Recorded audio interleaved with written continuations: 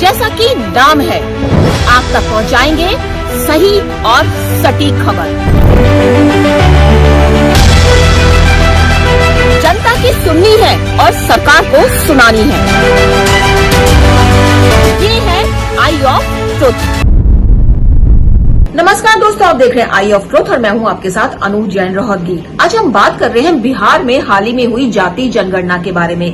काफी चर्चा बनी हुई है इसको लेकर, लेकिन इसके बाद एक चर्चा जो बहुत जोर पकड़ रही है, राजनीतिक विश्लेषज्ञ हैं जो मानते हैं कि क्या विपक्षी दल जो 2024 का इलेक्शन लड़ने वाला है मोदी के अगेंस्ट, क्या जाति के बंटवारा करके उसको आधार बनाकर ये इलेक्शन लड़ा जाएगा। जिस तरह से ये मुद्दा बनाया जा रहा है जातियों को लेकर, उनके हक को लेकर, ऊंची जाति, नीची जाति, ओबीसी, एससी, एसटी, तमाम तरह की जो बातें की जा रही हैं, तो क्या विपक्षी दलों का मास्टरमाइंड है? उसके पीछे मास्टरमाइंड कहा जा रहा है कांग्रेस का है, क्योंकि कांग्रेस पर लगातार ये आरोप लगते आए हैं कि वो जाति का बंटवारा करके चुनाव जीतती आई है और जो जितने भी साल कांग्रेस ने शासन किया हमेशा उसने जातियों का बंटवारा किया। और अब यही जो जनगणना है सामने आई है, उसको लेकर जो विपक्षी दल है एकजुट होकर मांग कर रहे हैं कि देश भर में जाति की जनगणना हो और सबको हक मिले। जातियों का बंटवारा जो हो रहा है, ये क्या विपक्षी दलों की एक मुहिम कहते हैं या एक चाल है मोदी को हराने के लिए 2024 में। लेकिन बिहार में जाति जनगणना करवा के खुद नीतीश कुमार कई प्रश्नों के घेरे में आ गए हैं, क्योंकि खुद के सांसद जो हैं उन्होंने इसकी जो एक्यूरेसी है उस पर सवाल उठाते हैं। कई मुस्लिम सांसद हैं जो इससे नाराज हो गए। यही नहीं, प्रशांत किशोर जो जेडीयू के बहुत ही करीबी रह चुके हैं एक समय में, उन्होंने बिहार के मुख्यमंत्री नीतीश कुमार पर जबरदस्त कटाक्ष किया। उनका कहना है कि 18 साल नीतीश कुमार ने राज किया, आपको तब क्यों नहीं होश आई जाति जनगणना कराने की? अब इलेक्शन आ रहे हैं और इनको एक मोड़ देने के लिए आप ये जनगणना करवा रहे हैं। दूसरा उन्होंने बात रखी कि जनगणना यानी सेंसस करवाना केंद्र सरकार के हाथ में है, तो ये जो राज्य सरकार ने करवाया है ये तो सर्वे ही है, इसकी वैलिडिटी कितनी होगी और होगी भी तो इसकी एक्यूरेसी कितनी है। एक्यूरेसी के नाम पर उन्होंने ये भी कहा कि 2011 में जो जनगणना हुई थी उसमें बिहार में जो स्वर्णों की संख्या थी 17% थी, लेकिन 2023 में स्वर्णों की संख्या 11% दिखाई जा रही है। तो ऐसा क्या हो गया कि जो इनकी संख्या है इतनी कम हो गई इन सालों में? बड़ा प्रश्न चिन्ह खड़ा किया। और जैसा कि हमने आपको बताया, खुद नीतीश कुमार ने भी ये स्वीकार किया है जाने इनडायरेक्टली कि कहीं ना कहीं जो चूक हुई है उसमें सुधार किया जाएगा, क्योंकि उन पर भी प्रश्न चिन्ह उठने लगे थे। और अब बात करते हैं जाति जनगणना को लेकर कांग्रेस की। जी हां, कांग्रेस की यानी राहुल गांधी की। बहुत ज्यादा उत्साहित है राहुल गांधी, जगह जगह जाकर बोल रहे हैं जाति जनगणना के बारे में। उनको अब दलित पिछड़ा वर्ग बहुत ज्यादा याद आने लगा है पिछले कुछ समय से, और इसी उत्साह में, इसी जोश में राहुल गांधी ने वो बात बोल दी जिससे कहीं ना कहीं विपक्ष और कांग्रेस खुद बैकफुट पर आकर खड़ी हो गई है। जी हां, राहुल ने कह दिया जितनी आबादी उतना हक, यानी जिसकी जितनी आबादी है उसको उतना ही हक मिलना चाहिए, हर जगह उतना ही मिलना चाहिए। और इस बात को बीजेपी ने भुनाना शुरू कर दिया। और बीजेपी तो क्या, कांग्रेस के कई वरिष्ठ नेता इससे खफा लग रहे हैं। और मनु सिंह ने तो इस पर एक ट्वीट भी कर दिया था, लेकिन किसी दबाव के चलते बाद में वो ट्वीट हटा दिया गया था। तो कई कांग्रेस नेता दबे स्वरों में इसकी निंदा भी कर रहे हैं और कह रहे हैं इससे बहुत ही गलत इमेज सामने जाएगी कांग्रेस की, जिस तरह का बयान सामने आया है। और आप पीएम मोदी को तो जानते ही हैं कि वो इस तरह के मुद्दे भुनाने में किसी तरह से पीछे नहीं रहते, और खास तौर पर उनको तोड़ मिल गया विपक्ष ने जो जाति जनगणना करवाई। छत्तीसगढ़ की अपनी स्पीच में वो कांग्रेस पर जमकर बरसे। लोगों से पूछा उन्होंने कि क्या आप चाहते हैं कि आबादी के हिसाब से हक मिले लोगों को? अगर ऐसा है तो अल्पसंख्यकों का हक कौन देखेगा, कौन उनके बारे में सोचेगा? यहाँ पर उन्होंने पूर्व प्रधानमंत्री मनमोहन सिंह जी को भी कोट कर दिया। उनका कहना था कि मनमोहन सिंह जी कहते थे कि अल्पसंख्यकों को सबसे पहले हक मिलना चाहिए और खास तौर पर मुस्लिम वर्ग को। तो जो राहुल गांधी जो कहते हैं, क्या वो ये बात नहीं मानते? क्या उनको अपने मुस्लिम भाइयों की बिल्कुल चिंता नहीं है?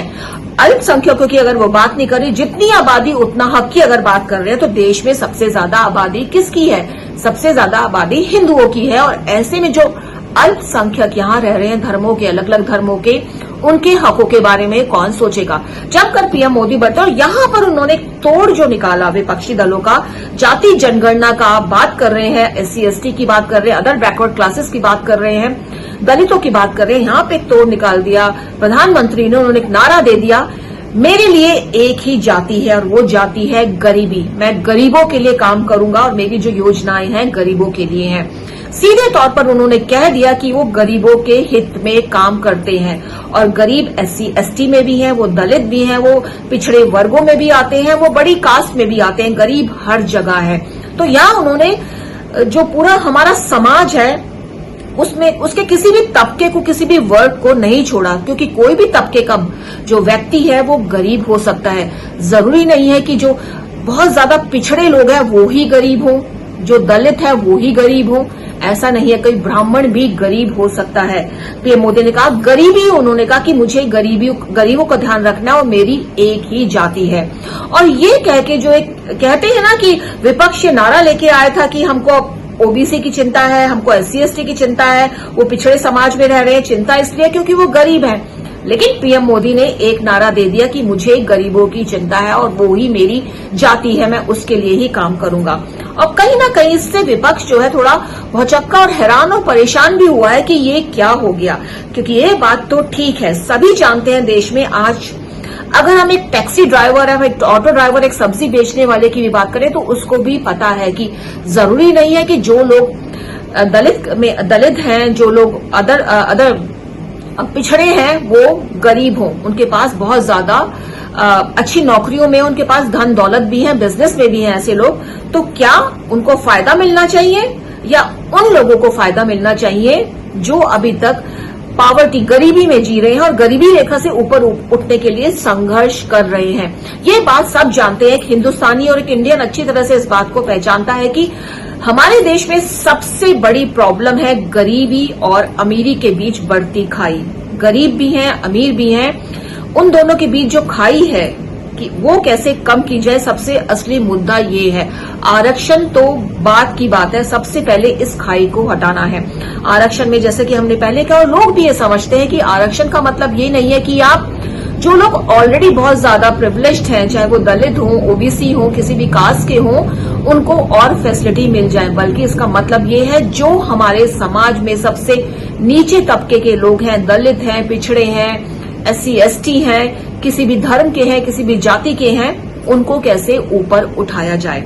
तो पीएम मोदी ने ये अपना एक रामबाण कहते हैं निकाला है अपने तरकश से और देखते हैं कितना सफल होगा, क्योंकि एक आवाज दे दी है बीजेपी को, उन्होंने एक सेट कर दिया है बीजेपी के लीडर्स के लिए भी कि काउंटर कैसे करें इसको, विपक्ष के इस बात को कि हमको ध्यान है OBC का, हमको ध्यान है SC ST का, और तभी हम जनगणना करवाना चाहते हैं जातीय, तभी हम जानना चाहते हैं वो लोगों का प्रतिशत कितना है, तभी उनको हम उनका हक दें, यानी जितनी आबादी उतना हक। ये राहुल गांधी जी बोलते हैं लेकिन उन पर ही उल्टा पड़ गया ये बात। और दोस्तों यहाँ पे हमने आपको जैसे पहले भी कहा था कि जाति के आधार पर जो बंटवारा है ये बहुत ही खराब है। देश को बांटने के लिए जो बंटवारे की राजनीति है बहुत ही खराब है और कांग्रेस बहुत लंबे समय तक इस पर अमल करती आई है। और ये जो मास्टरमाइंड इसके पीछे लग रहा है कांग्रेस का ही लग रहा है, क्योंकि कांग्रेस की स्ट्रैटेजी है और विपक्षी दलों ने ये स्ट्रैटेजी लग रहा है अपना ली। और यहाँ पे हम आपको एक बात और बताना चाहेंगे जो बहुत जरूरी है कि पिछले दिनों सनातन धर्म पर लगातार अटैक कर रहे थे डीएमके के कई लीडर्स ने करा और कांग्रेस के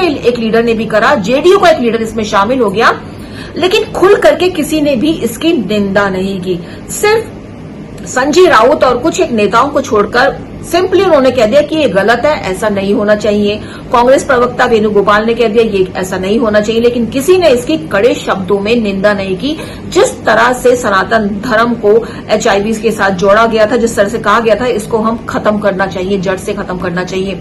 तो यहाँ पे जो रणनीति आ रही है कि रणनीति तय हो चुकी है बहुत पहले कि किस तरह से जातियों के आधार पर लोगों को बांटा जाए, सनातन धर्म की बुराई की जाए और पिछड़ी जाति के जो लोग हैं उनको खुश किया जाए।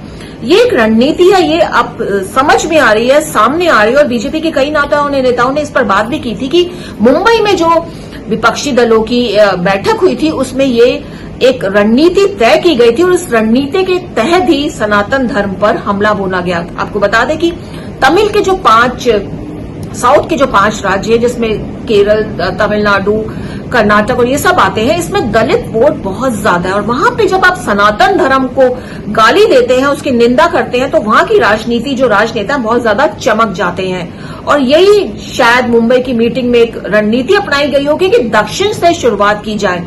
नॉर्थ में तो कोई सनातन धर्म की निंदा सुन नहीं पाएगा, क्यों ना दक्षिण से की जाए। और दक्षिण में डीएमके को ये शायद कार्यभार सौंप दिया गया। ये कुछ राजनीतिज्ञ मानते हैं जो बिल्कुल डीप नॉलेज रखते हैं। उनका कहना है कि एक रणनीति के तहत पूरा एक शतरंज बिछाई जा रही है कि देश को कैसे बांटा जाए और इलेक्शन जीता जाए। लेकिन इन सब के बीच जो लगता है कि जनता बहुत ज्यादा समझदार हो चुकी है, कम से कम वो बंटवारे की राजनीति पर तो विश्वास नहीं करेगी, चाहे वो मोदी को वोट दे, चाहे वो कांग्रेस को या किसी और लीडर को। लेकिन बंटवारे की राजनीति पर वोट नहीं देगी, वो काम की राजनीति पर वोट देगी, वो विश्वास की राजनीति पर वोट देगी। जनता इतनी समझदार हो गई है।